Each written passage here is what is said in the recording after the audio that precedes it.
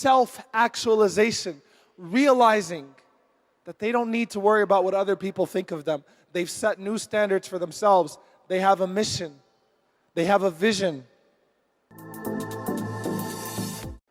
And what do we know from Sufyan radiyallahu ta'ala anhu? What did he say? إِذَا صَحَّ مِنْكَ الْوُدُّ فَالْكُلُّ هَيِّنٌ فَكُلُّ الَّذِي فَوْقُ التُّرَابِ تُرَابٌ.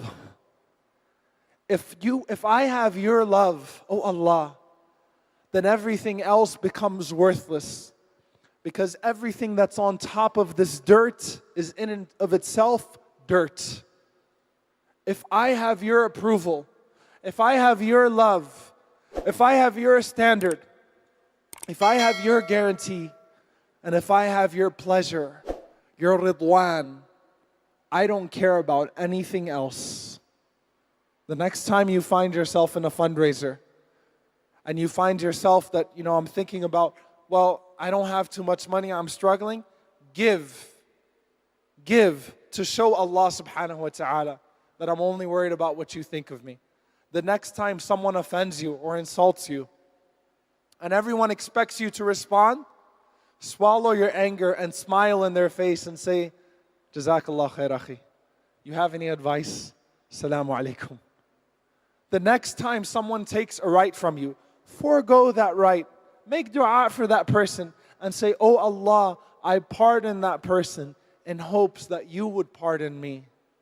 And the next time you go into your salah, make sure that the only one you're concerned about watching you is Allah subhanahu wa ta'ala.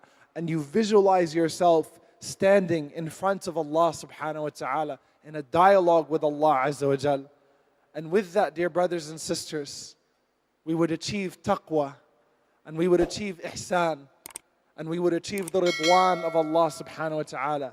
We ask Allah subhanahu wa ta'ala to grant it to us. We ask Allah to love us. We ask Allah subhanahu wa ta'ala to make us amongst those who love Him. And we ask Allah subhanahu wa ta'ala to make us amongst those upon whom He lavishes praise.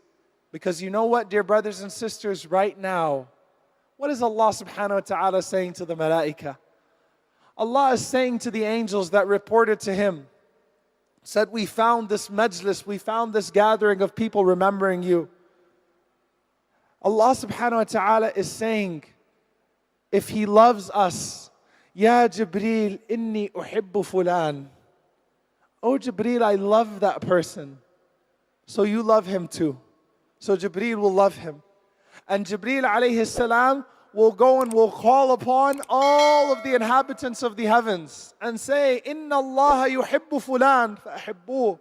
Allah subhanahu wa ta'ala loves this person, so you should all love him too. فَيُحِبُّهُ أَهْلُ السَّمَاءِ. And so all of the inhabitants of the heavens love him. And as for the earth, the people of the earth, the inhabitants of the earth, Rasulullah ﷺ says, فَيُوضَعُ لَهُ الْقَبُولُ فِي الْأَرْضِ.